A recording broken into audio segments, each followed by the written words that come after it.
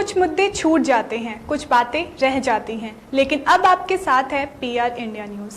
Public की बात होगी, पब्लिक के साथ होगी। तो आइए देखते हैं उन मुद्दों को, उन खबरों को जिनके लिए ज़रूरी है समाज देखे। आप भी देखिए। बड़े शहरों में आबादी के बढ़ते बेतहाशा बोझ को रोकने और गांवों में नगरों जैसी सुविधा मुहैया कराने के मकसद से ही सरकार ने आजमगढ़ में भी कई नई नगर पंचायतों की घोषणा की। उन्हीं में से एक है भीलमपुर छपरा बुढ़नपुर की नगर पंचायत। बुढ़नपुर तहसील और अतरौलिया विधानसभा की इस नई नगर पंचायत के बासिंदों को भी उम्मीद जगने लगी है कि अब सड़क, बिजली और पानी से ऊपर हटकर बड़े शहरों जैसी विकास की योजनाएं हमारे गांव, हमारे घर तक भी पहुंचेंगी। अभी तो विधानसभा का चुनावी शोर जोर शोर से चल रहा है, लेकिन इसी बीच नई नगर पंचायत में नए चेयरमैन के चुनाव पर भी क्षेत्र में चर्चा का बाजार पुरजोर अंदाज में गर्म होने लगा है। आखिर क्या है लोगों की सोच, क्या है उनके सपने, यह जानने के लिए पीआर इंडिया न्यूज की टीम आज पहुंची आजमगढ़ की नवसृजित नगर पंचायत भीलमपुर छपरा। यहाँ के लोगों में गजब का उत्साह। बात का सिलसिला शुरू हुआ तो ज्यादातर लोगों ने कहा कि हाँ, हमें भी खुशी है कि हमारे बीच से नए चेयरमैन चुने जाएंगे। कौन होगा नया चेयरमैन? इस सवाल पर ज्यादातर लोगों ने नाम लिया भीलमपुर छपरा गांव निवासी युवा समाज सेवी आगम सिंह का। इस बारे में बड़े ही सरल ढंग से अपनी बात रखते हुए गांव के रहने वाले प्रशांत सैनी क्या कहते हैं, आइए हम आपको सुनाते हैं। ये हम लोग का बहुत सपोर्ट करते हैं, यहाँ तक कि पूरे गांव से हर लोग, प्रत्येक लोग की मदद करते हैं और सबकी सेवा सहायता करते हैं। सबकी सेवा। ये बताओ, जैसे हम लोगों को ये पता चला है कि पीछे ये 10 साल प्रधान भी रह चुके हैं, तो 10 साल प्रधानी के दरमियान क्या विकास कार्य हुए, क्या हुआ? अच्छे कार्य थे, बुरे कार्य थे? गांव की रोडों के बारे में देखा जाए तो गांव की रोडें बन चुकी हैं, जो भी आरसीसी रोडें वहां से वहां तक ये सारे इन्हीं के कार्यकाल के हैं। कार्यकाल के हैं, उनके सपोर्ट से, उनके जो भी उनका जो ग्राम प्रधान से संपर्क करके गांवों का नवनिर्माण बहुत अच्छी तरीके से करवाना, ये सारा समर्थन इनका था। गांव के निवासी चंदन प्रकाश सिंह उर्फ गिरधर बाबू बताते हैं कि आगम सिंह के परिवार में 10 साल प्रधानी रही है। गांव में ज्यादातर बुनियादी विकास के काम इसी दरमियान हुए। वे सबके साथ रहते हैं और जो विकास उन्होंने किया वो शायद ही हो पाता। इनके परिवार के बारे में क्या बताना, हमको हम यही बताएंगे इनके परिवार के बारे में। इनका परिवार हमेशा पूरे गांव, पूरे समाज के लिए हमेशा तत्पर रहा, लगा रहा है। और आगम सिंह ने जो कर दिया वो कोई कर नहीं सकता पूरे समाज के लिए। ऐसा कुछ विशेषताएं बताएंगे जो आगम सिंह ने आपके सामने किया हो और सारी लोग सराहना कर रहे हो? मैं कह रहा हूँ कि आगम सिंह ने हमारे लिए जो कर दिया वो कोई नहीं कर सकता, चाहे उनके पिताजी हो चाहे आगम सिंह हो। जो हमारे लिए कर दिए हैं, इनकी विशेषता ये है कि अगर वो आदमी कह दिया कि मैं आपके साथ हूँ तो कोई नहीं कह सकता कि वो आपके पीछे हटेगा, वो खड़ा रहेगा आपके साथ। भैया कि आगम सिंह, मैं इसलिए इनका सपोर्ट नहीं कर रहा हूँ कि मेरे गांव के हैं। मैं आपसे बता दूं, इनके पिताजी और माताजी दोनों लोग ग्राम प्रधान रहे हैं और उन्होंने गांव की बहुत सेवा की है। कितने साल ये प्रधान रहे हैं आपके यहाँ? 10 साल प्रधान रहे हैं। और मैं आपसे बता दूं कि हमेशा इनका पूरा परिवार ही हमेशा समाज की सेवा किया है। इसीलिए लोगों ने इनको पहले प्रधान पिताजी माताजी रहे हैं, उसके बाद इनके अंदर भी काफ़ी सेवा का भाव रहा है। और किसी भी बात पर, चाहे प्रशासनिक लड़ाई चाहे कहीं पर भी हो, वो हमेशा उन लोगों ने क्या साथ दिए हैं और जा करके। अच्छा, युवाओं के लिए ये क्या मिसाल पैदा किए हैं, इसके बारे में आप बताएंगे? युवाओं के लिए समझ लीजिए कि आप इनको युवाओं को साथ लेकर चलने वाले हैं। इसके अलावा वृद्धों के लिए और जो है महिलाओं के लिए इन्होंने मतलब जब भी जरूरत आई कि कोरोना काल के समय में जब भी परेशानी हुई, जिस भी चीज़ की पैसे की, राशन की, इन्होंने काफ़ी सहयोग किया है। गांव के एक बुजुर्ग चंद्रशेखर कहते हैं कि कोरोना का संकट काल रहा हो या फिर कोई और मुसीबत, आगम सिंह हर जरूरतमंद के साथ हमेशा खड़े रहे।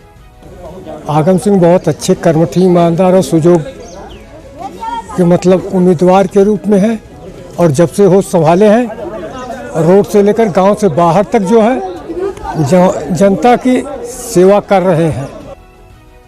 तो आपने सुना भीलमपुर छपरा की नई नगर पंचायत के लोगों के नए ख्वाब और नए सपने। ऐसा नहीं है कि चुनाव में यहां प्रत्याशी और नहीं आएंगे, प्रत्याशी और भी आएंगे, घमासान भी मचेगा, लेकिन जनता के दिल में राज बहुत कम लोग कर पाते हैं। सौभाग्यशाली हैं आगम सिंह, जो यहाँ के लोग इस युवा समाज सेवी को दीवानगी की हद तक चाहते हैं। ब्यूरो चीफ बजरंगी विश्वकर्मा की खास रिपोर्ट, PR इंडिया न्यूज।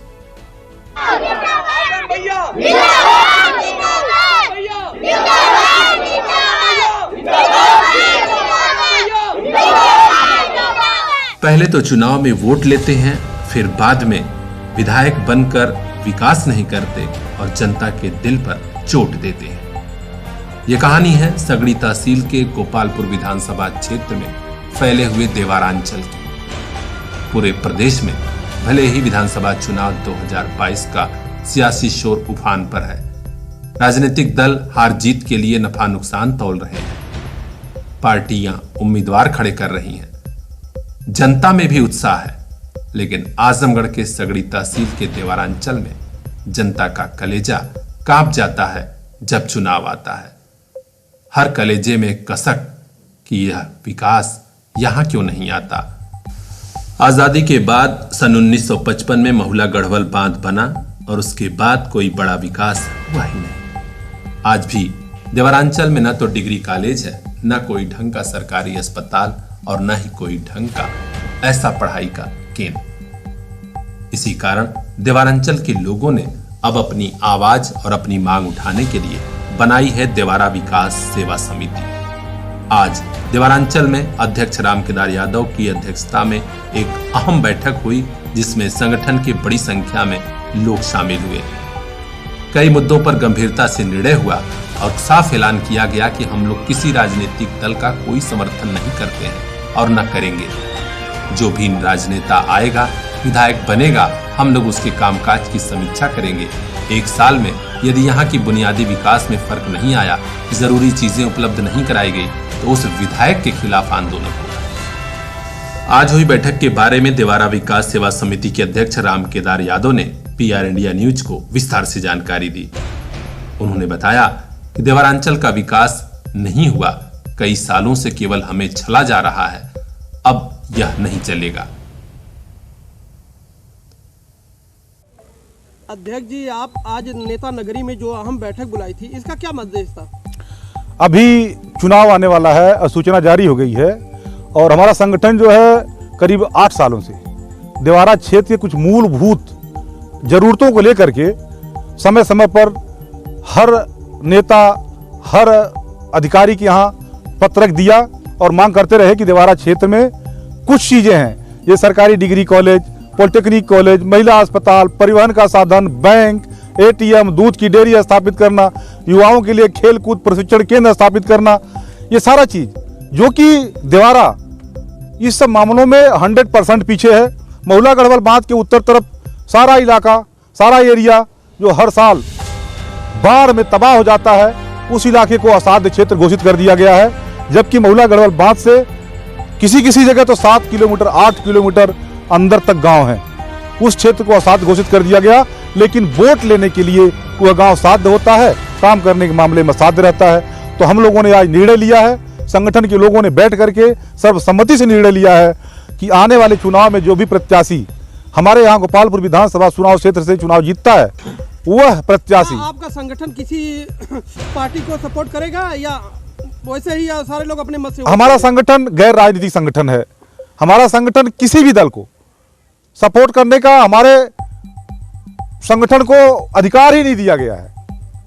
हमारे लिए हर नेता वैसा ही है, एक समान सारे नेता दिखते हैं। हमको चाहिए काम, जो नेता हमारा काम करेगा, हमारे क्षेत्र का विकास करेगा, हमारा संगठन उसको सर आंखों पर बिठाएगा।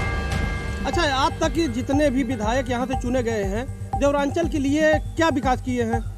देवारा आज के 70 साल पहले जैसा था, उससे आज के बीच मात्र 5% कहा जाए 5% विकास हुआ है। बाकी 1955 में जब कांग्रेस सरकार बनी केंद्र में, उस समय स्टेट में कांग्रेस सरकार थी, 1955 में महुला गढ़वाल बांध बन गया था, आजादी के मात्र 7-8 साल बाद। उसके बाद से हमारे यहाँ के जनप्रतिनिधि कितने तेज तर्रार, कितने काम कर्मठ थे कि अभी यहाँ तक आपको बता दूं कि इतने बड़े क्षेत्र में एक सरकारी डिग्री कॉलेज नहीं है, एक चालू हालत में अस्पताल नहीं है, एक सरकारी बैंक नहीं, एक परिवहन कोई साधन नहीं है। यहाँ के लोग बेरोजगार हैं, एक भी कोई रोजगार नहीं है, कृषि प्रधान क्षेत्र है, इसके बावजूद भी यहाँ आसपास कोई एक दूध की डेयरी नहीं है। रामकेदार यादव ने देवारांचल की जनता की पीड़ा को उठाते हुए कहा कि हम लोगों ने निर्णय लिया है कि इस क्षेत्र में जरूरी विकास के काम के लिए हम लोग हर संगठन तक पहुंचेंगे, हर अधिकारी तक पहुंचेंगे और हर नेता तक पहुंचेंगे। लेकिन यदि नहीं हुआ तो फिर हम लोग आंदोलन से पीछे नहीं हटेंगे। जो भी प्रत्याशी चुनाव जीतेगा हर बार की तरह अब नहीं चलेगा। हमारा संगठन अभी तक इंतजार कर रहा था, जो भी चुनाव जीतता है उसको हम देखेंगे, 1 साल तक उसके कार्यों का मूल्यांकन हमारा संगठन करेगा और 1 साल बाद अगर वह हमारे मुद्दों पर खरा नहीं उतरता है तो हमारा संगठन देवारा क्षेत्र में जगह जगह उस प्रत्याशी का, उस विधायक का, उस जनप्रतिनिधि का विरोध करेगा। उसको हम लोग देवारा क्षेत्र में कहीं खड़ा होने लायक नहीं छोड़ेंगे। इस बार मौनी अमावस्या पर श्रद्धालुओं को सुविधा उपलब्ध कराने सहित अन्य कई निर्णय भी बैठक में लिए गए। यह तो साफ है कि देवारांचल विकास से अछूता है। राजनीतिक दल चुनाव के समय ही जनता का इस्तेमाल करते हैं और वोट लेकर विधायक बनते हैं, लेकिन अब ऐसा नहीं चलेगा। आगे और क्या बदलाव होगा, जनता कैसे अपने अधिकार के लिए संघर्ष करेगी, हम बताएंगे आपको। बने रहिए हमारे साथ, देखते रहिए PR इंडिया न्यूज। देवारांचल सैफई से लेकर लखनऊ तक मुलायम सिंह यादव और अखिलेश यादव पर आरोप लगते रहे हैं कि उनका परिवारवाद ही उनका समाजवाद है। कुछ ऐसा ही आरोप आजमगढ़ के अतरौलिया विधानसभा में लगता है पूर्व मंत्री और सपा के कद्दावर नेता बलराम यादव पर। 15 साल तक अतरौलिया सीट से विधायक रहे बलराम यादव के बेटे डॉक्टर संग्राम यादव इस समय अतरौलिया से विधायक हैं। यही आरोप लगाने वाली भारतीय जनता पार्टी ने इस बार अतरौलिया सीट पर कब्जा करने के लिए गठबंधन वाले निषाद समाज को यह सीट सौंपी और प्रशांत सिंह उम्मीदवार के रूप में मैदान में हैं। अब देखना है कि पचरी भगतपुर निवासी प्रशांत सिंह समाजवादी पार्टी के प्रत्याशी डॉक्टर संग्राम यादव को कड़ी चुनौती देकर सीट ले पाते हैं या नहीं। कड़ी चुनौती तो है इसलिए क्योंकि पिछले चुनाव में संग्राम यादव भाजपा के कन्हैया लाल निषाद को महज 2467 वोटों के मामूली अंतर से हराकर चुनाव जीते थे और विधायक बन पाए थे। हम आपको बता दें कि अतरौलिया विधानसभा में निषाद समाज का सबसे ज्यादा वोट है और इसी पार्टी के उम्मीदवार इस समय मैदान में है। अतरौलिया विधानसभा क्षेत्र में भी जनता के बीच यही हवा है कि समाजवादी पार्टी केवल परिवार का विकास करती है। आइए सुनिए, देखिए क्षेत्र के युवा क्या कह रहे हैं।